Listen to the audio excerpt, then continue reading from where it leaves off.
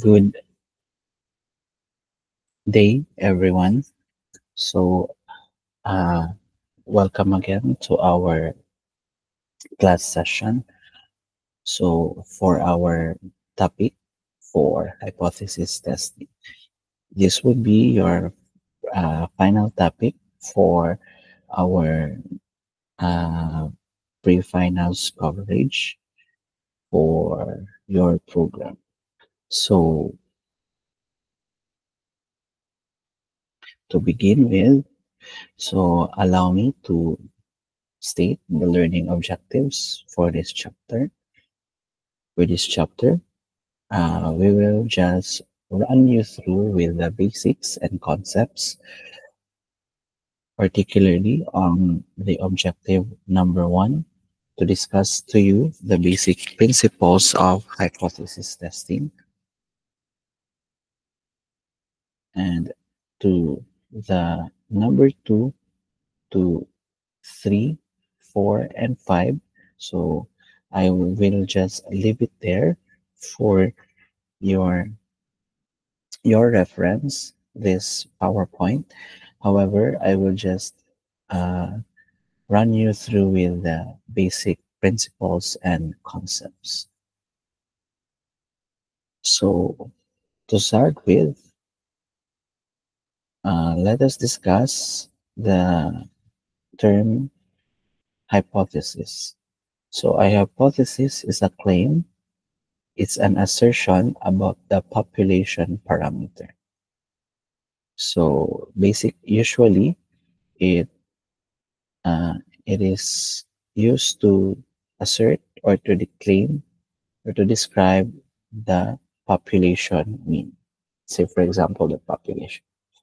Example, the mean monthly cell phone bills in this city is 42.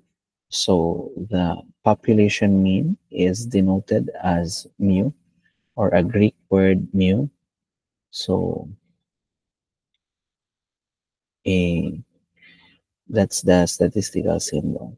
It can also be used for the population parameter of proportion. So for mean for the numerical variables and proportion for categorical variables. So proportion of adults in the city with cell phones is rho is equal to, or the pi is equal to 0.68. So that's an example of hypothesis statement for the population proportion. In a hypothesis, we have these two uh, terms. So we have first the null hypothesis. It is denoted as, or the symbol for this null hypothesis is H sub O. So the null hypothesis states the claim or assertion to be tested. So the mean diameter of a manufactured bolt is 30 millimeter. So it is always about a population parameter and not about the sample statistic. So let's say, for example, here, if you will represent it into a statistical form, the H sub O should always be represented as mu and not by the statistical symbol X bar, which is for the sample mean. So, ganun siya. The null hypothesis begins with the assumption that the null hypothesis is true, similar to the notion of innocent until proven guilty. So, when you will conduct an hypothesis testing, basically in research, so all researchers assume that the null hypothesis is the status quo. So, siya yung ipoprove mo na mali. So, you begin with, in your study, you always begin with the null hypothesis or the statement is always true. So it refers to the status quo is or the historical value, and it always contains the equality symbols. So when we say equality symbols, pwede siyang equal sign, less than or equal to, or greater than or equal to. So meron siyang equal symbol. So pwedeng alin sa tatlo yung gamitin mo. So may or may not be rejected.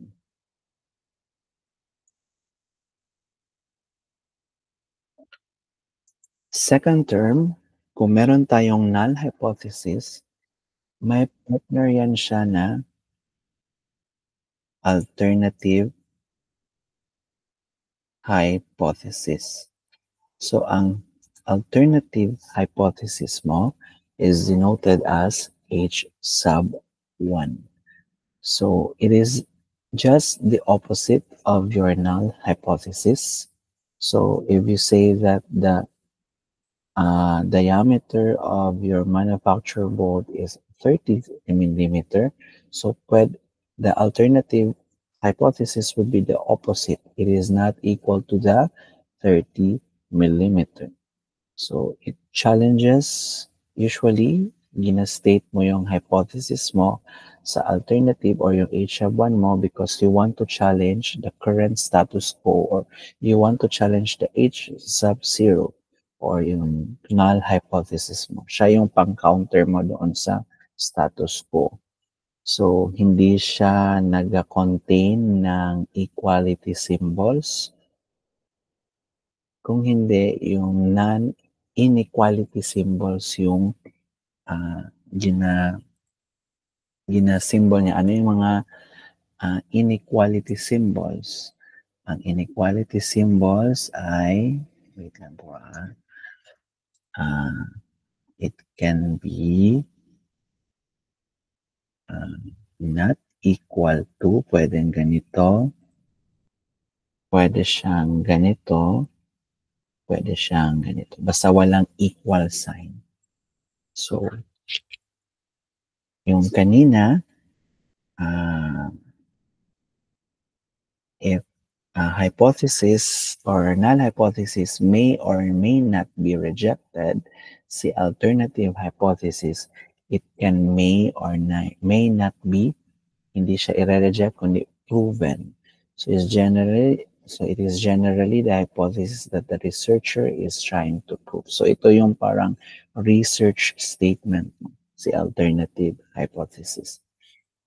So let's say, for example, for this one, the claim for the population mean age is 50.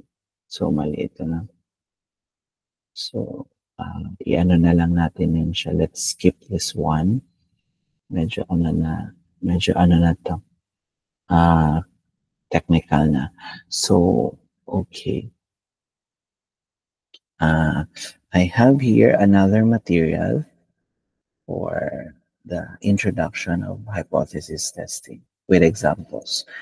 So, as what I've said, dagdag lang doon sa definition. So, hypothesis is a tentative theory or supposition provisionally adopted to explain certain facts and to guide in the investigation of others. It's according to a Webster dictionary. So some statistics book, or majority of the statistics book, said that hypothesis is a statement. It's a research statement. It's a statement. It's a problem statement. It's a hypothesis statement about the value of a population parameter. So yung kanina, it describes the population parameter developed for the purpose of testing. So statistical hypothesis is an assertion or statement that may or may not be true concerning one or more population. So examples of the hypothesis is that the mean monthly income for bank managers in Davao City is 25,000. So yan siya na parang isa statement. It's 20% of all customers at the ECP restaurant returned for another meal within. So I will give you another examples later, ha? Para mas ma-appreciate mo. So what is hypothesis state testing? Hypothesis testing is used to determine whether the hypothesis is a reasonable statement and should not be rejected, or unreasonable statement and should be rejected. So we are working here with the null hypothesis, no? So should it be rejected or should it not be rejected? It is based on a sample evidence and probability theory. So basically, hypothesis testing is a type of inferential statistics muna. So yung prelims natin and midterms, so we just describe the statistics. So we just present the values through graphs, through charts, through numbers. What is the mean of the data? What is the median of the data? What is the mode of the data? So, or through graphs, what is the majority of the results of the graphs?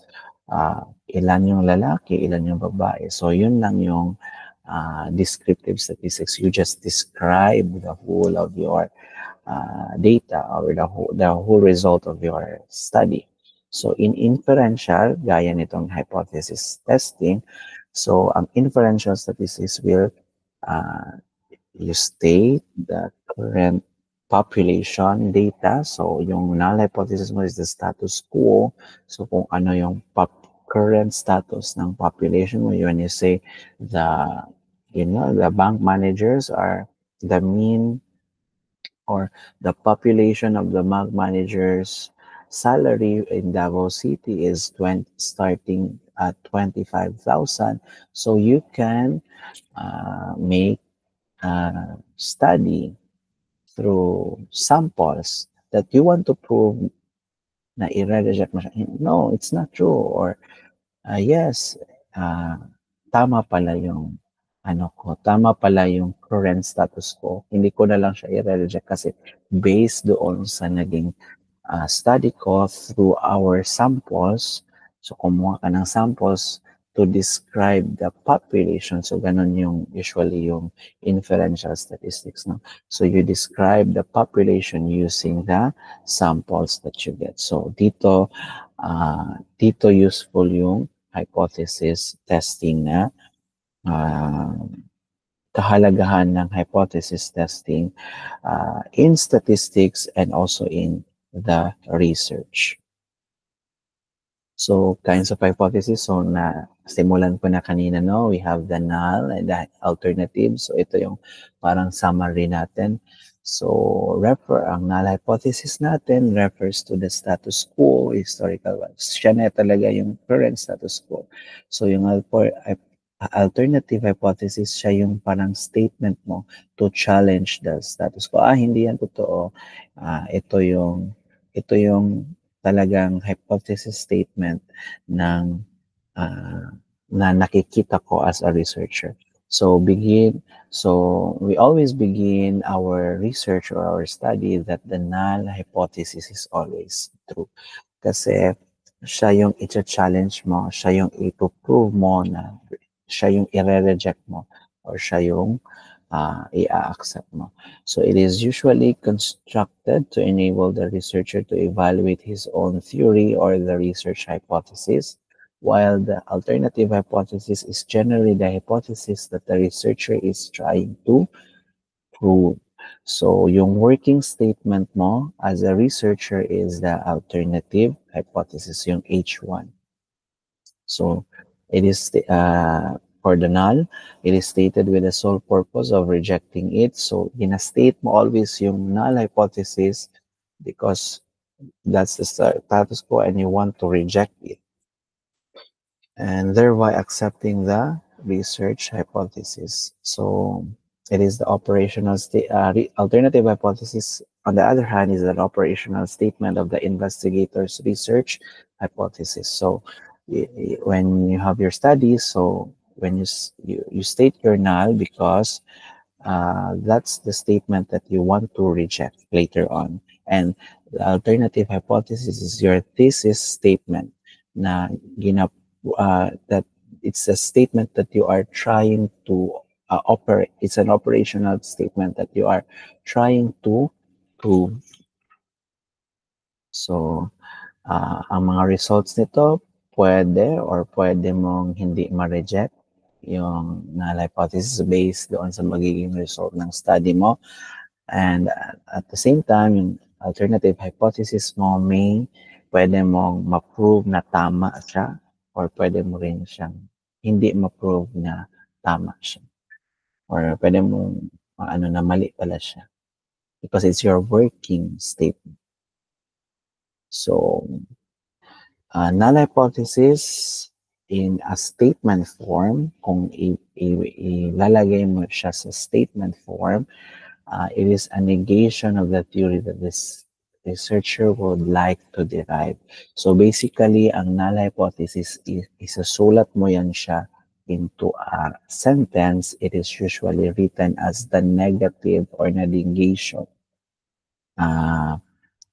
Let's say, for example, there is no significant difference. There is no relationship. There is no change. So, ganyan yung mga pagkakasulat sa null hypothesis mo.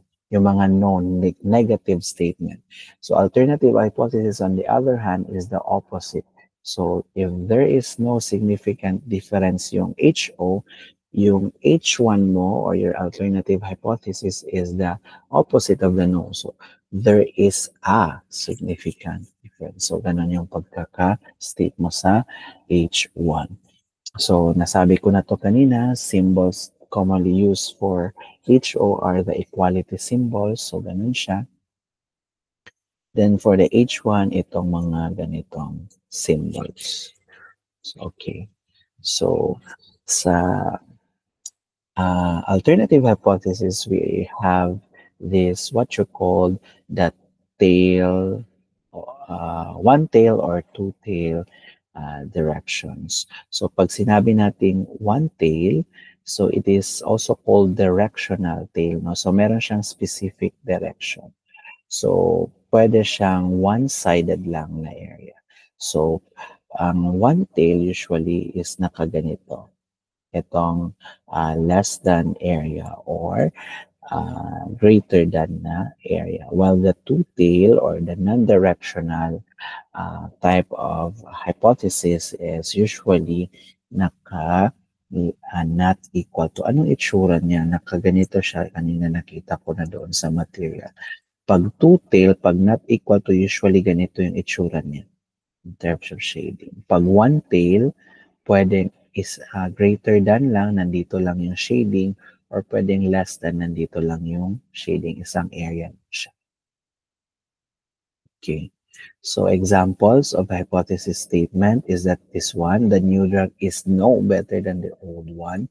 So naka-negative statement form. So may no siya.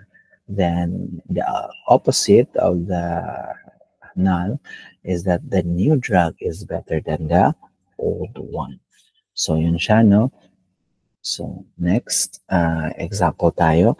So a medical researcher is interested in finding out whether a new medication will have an undesirable effects. So ganito lang yung quizzes and exams natin, no? So the researcher is particularly concerned with the pulse rate of the patients who take the medication. Will the pulse rate increase, decrease, or remain unchanged after the patient takes the medication?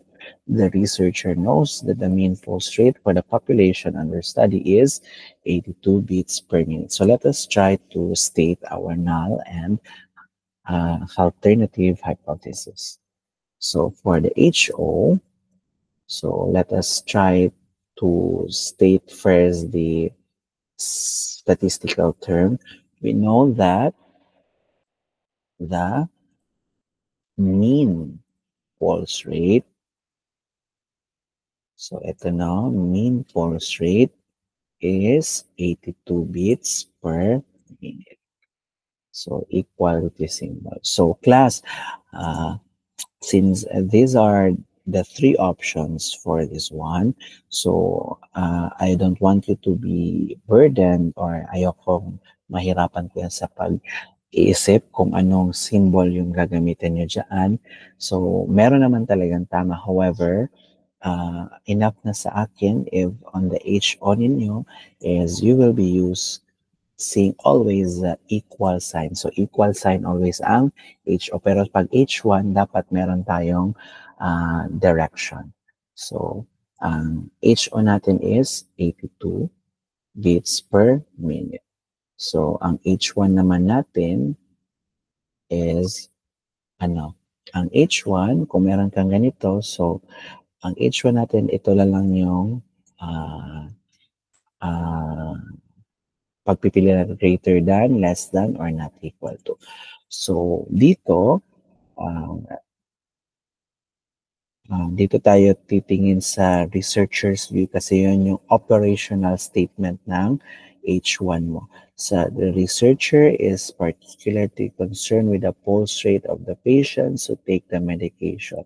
So, sabi niya, ang sabi ng study, ang gusto niya malaman is that will the pulse rate increase, decrease, or remain unchanged? So, ito tatlong statement or tatlong words yung ginamit. So, pero, ang thought lang nito is that hindi siya sure kung mag-i-increase ba or magdi-decrease. So, hindi ka sure kung lesser than, hindi ka din sure kung greater than. So, therefore, ang symbol is not equal to. Kasi, hindi ka sure kung tataas or bababa, pero sure ka na hindi equal sa 82 yung challenge sa status quo na hindi equal to 82 yung pulse rate mo. So, ganun siya. So, ganyan yung statistical form. Then, ang statement form natin is that there is no pwede tayong significant change on the mean pulse rate of the patients who take the medication. So, the researcher is, ito yung problem niya. The researcher is if the pulse rate of the patients who take the medication, so will it change? So again, ang HO natin is the negative statement. So, there is no change. Pwede nang tanggalin yung significant. Pero mas maganda, tanggalin nyo rin yung, lagyan nyo na lang ng significant para medyo, siya dyan. So, pwedeng meron, pwedeng wala, significant. So, there is no significant change on the mean pulse rate of the patients who take the medication. Therefore, ang alternative mo is, there is a significant change. Highlight lagi siya. On the mean pulse rate of the patients who take the medication. So, yun siya. So, that's it. That's how you state your H sub 0 and H sub 1. So, sub.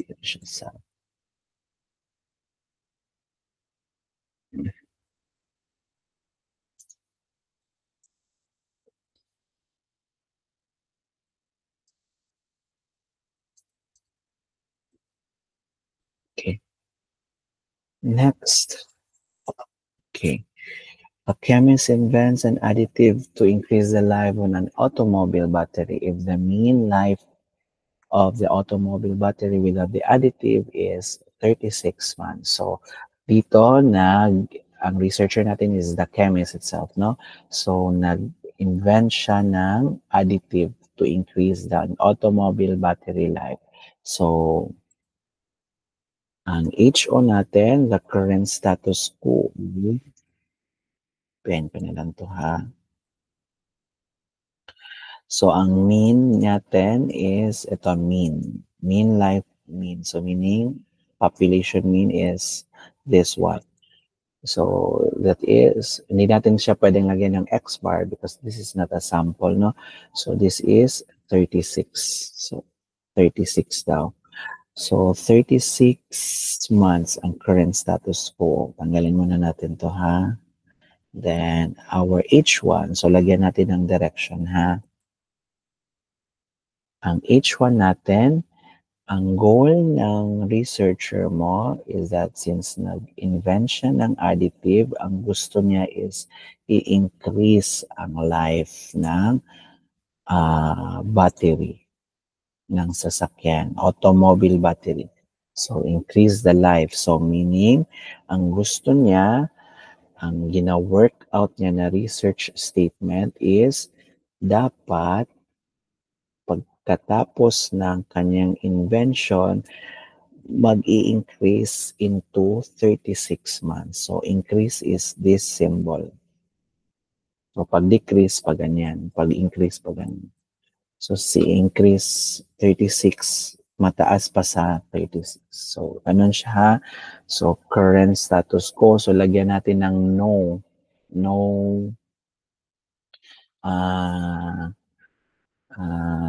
no statement yung current status quo.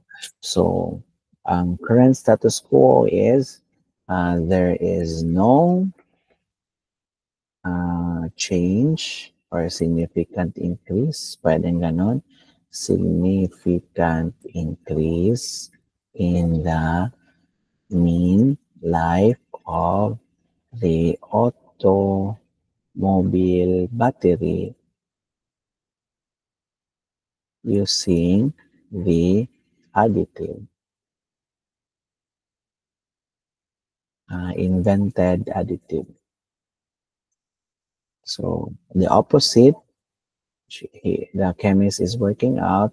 So there is a significant increase in the mean life of the automobile battery using the invented additive.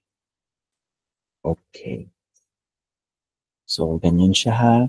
So, next, a contractor wishes to lower the heating bills using the special type of insulation. If the average monthly heating bills is 78, so average core is mean.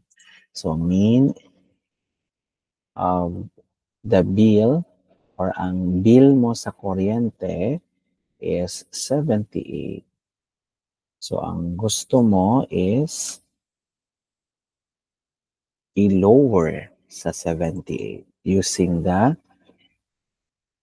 additive. Using the insulation in houses. So, ang gusto niya is ang contractor, which is our researcher for this type of problem, is gusto niya na i-lower yung bill mo.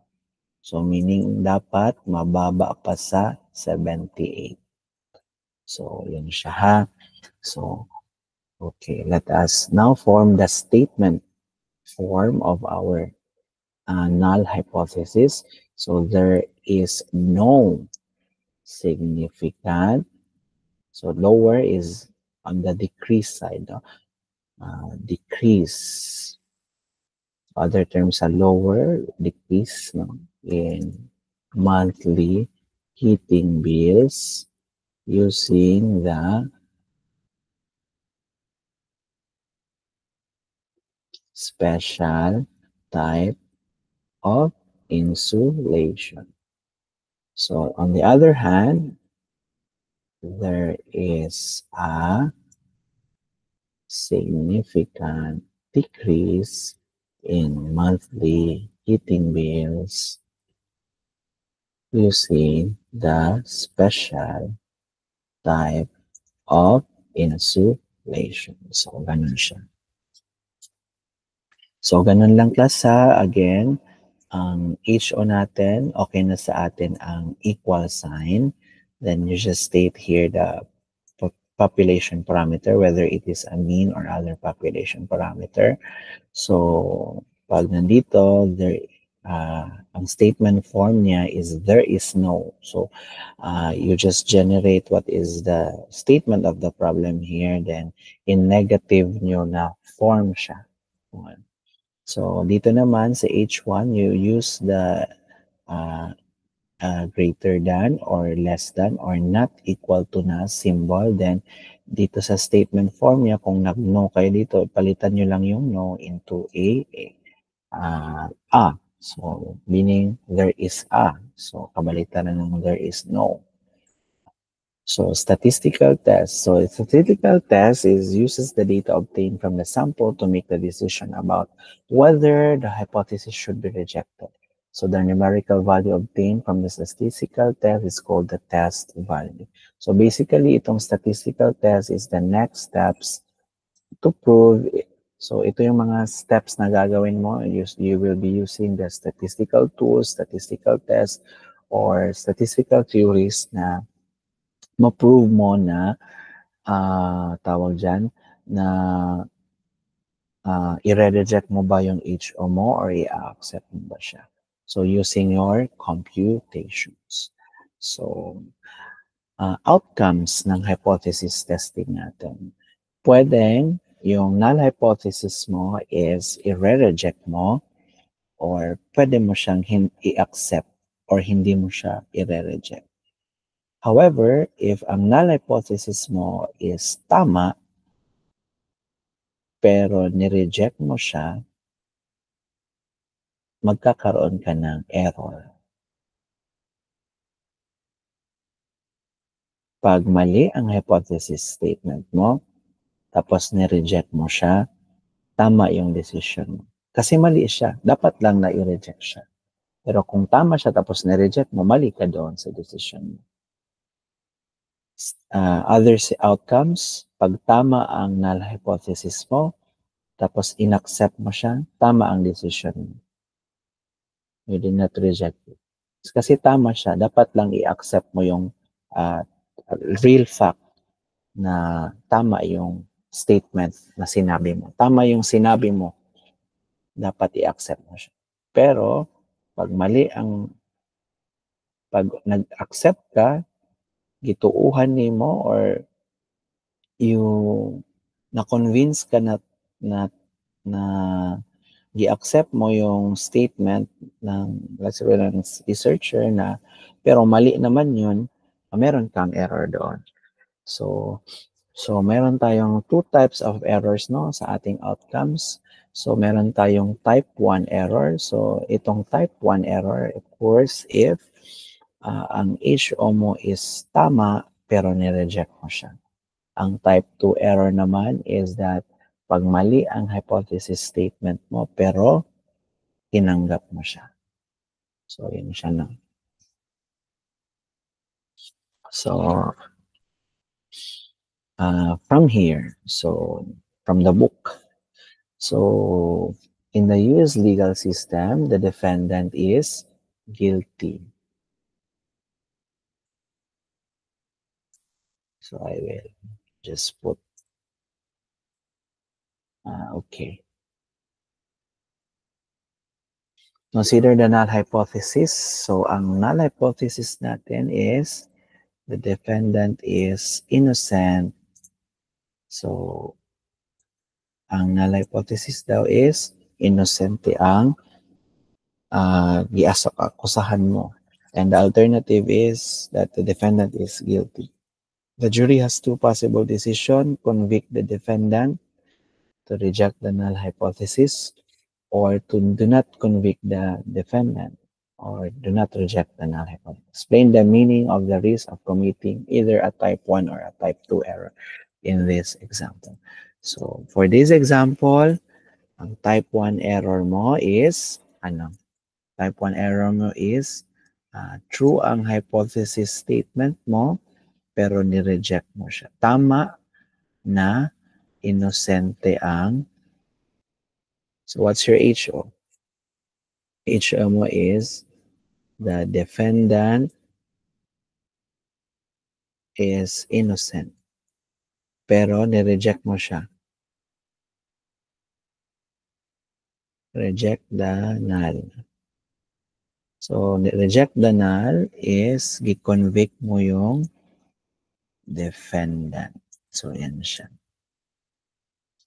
The defendant is in a convict, so meaning, then, convict the defendant. So, ganun siya kung i-partner ko siya. Pero kung i-word form ko siya, hindi ganito dapat. So, dapat, ang type 1 ko is, the risk of committing a type 1 is that the judge, the judge, or the jury pala, jury, ito, jury. The jury convicts the defendant who is innocent.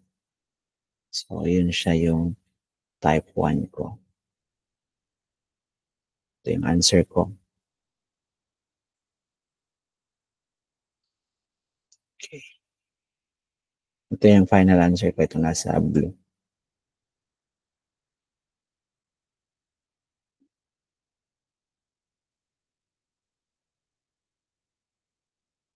On my explanation, yan siya yung pinaka-final answer. Then type 2. How will you commit type 2? You will commit type 2 if mali ang HO pero accept ko siya. Mali ang HO. So, meaning the defendant is not innocent. So, kabaliktaran, it's guilty. So, wag na lang natin lagyan ng guilty. Is guilty, no? Or not innocent. Kasi false. HO is false. Guilty na lang. Pwede. Alin sa dalawa. And do not reject. So, do not convict the defendant.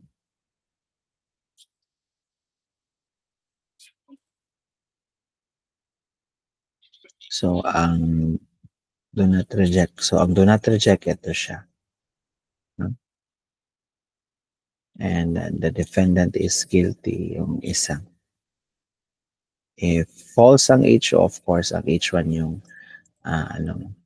yung false statement. Type 2. Ang type 2 mo ngayon, final answer would be the jury did not convict the defendant who is guilty. So, yun siya. Yung tamang pagkaka-answer dito. So, may dalawang so the type 1 is that the jury convicts the defendant who is innocent, and that committing of the type 2 error is that the jury did not convict the defendant who is guilty. So both are wrong decisions. So for here, we have here types of statistical symbols, no, that is used for errors. So, pag type 1 yung error mo, usually alpha yung ginagamit sa error on committing the type 1. So, ang type 2 error naman is that beta ang ginagamit na type 2 error. So, pag itong 1.b, 1 minus beta, it is power or statistical power. So, yan siya. If you are to claim na mali ang statistics, then, or ang null hypothesis, then you reject the HO. Okay. In solving hypothesis, so meron tayong 6 steps. Ito yung pinaka traditional method. So basically, mayroon 6 steps ang hypothesis statement, no? So una, gina-state yung null hypothesis and alternative hypothesis. Second is to choose the level of significance, the sample size, and the level of significance is based on the relative importance of the risk of committing the type 1 and type 2 errors in the problem. So first step is to state the HO and the H1, yung kanina yung statistical form at saka statement form. Yung number 2, dito mo ilalagay yung alpha mo. So what is the level of, ang alpha is what you call the level of significance. So yun yung risk of committing the type 1 error mo. So number 3, you will determine the appropriate test statistic and the sampling distribution. So dito mo state kung ano yung statistical method na gagamitin mo. Is it just to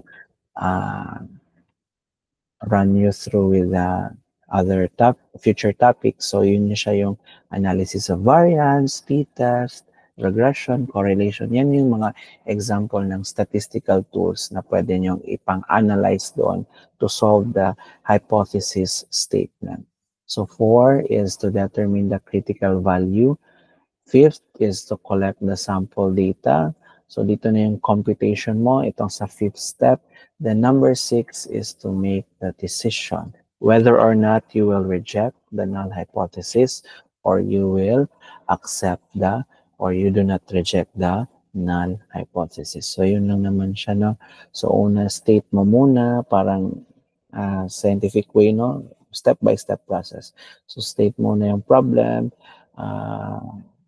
lagay mo muna yung criteria mo or the level of significance, how much yung error na gusto mo, determine mo yung ano yung gagamitin mo na test method.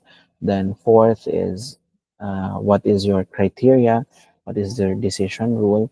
Number 5 is that you will compute, and number 6, if after your computation, if na-meet yung criteria, then you will conclude whether or not you will reject or accept the hypothesis. So ang isang approach is the p-value. So instead of having the rejection region, so it uses the p-value. So basically ito yung ginagamit sa software applications, so yung p-value approach. So usually ang criteria niya is that if greater than or equal siya sa alpha or sa level of significance yung magiging significant or p-value or the sig value of the data on your SPSS. So usually you will accept the null hypothesis. I-reject mo yung null hypothesis mo if mababa siya doon sa level of significance. So yun siya, no? So that ends my presentation, and I want you to ang concern natin is hindi na tayo sa hypothesis inferential statistics for hypothesis state testing. We will not be dealing with the computations, as this will be discussed on the laboratory, especially on the t-test, ANOVA, correlation, and regression. So hanggang dito lang yung hypothesis statement. Pag-aralan nyo yung theories, how to state the null, how to state the alternative hypothesis, both the statistic symbols and also the statement form, yung there is no and there is a. Then pag-aralan nyo rin yung paano nyo doon sa kunyari naka-paragraph, how you will determine the type 1 and how you will determine the type 2 error. So as for your activity, so I want you to work in pairs. So I want you to state the null and alternative hypothesis of this uh, uh, problem. So, uh,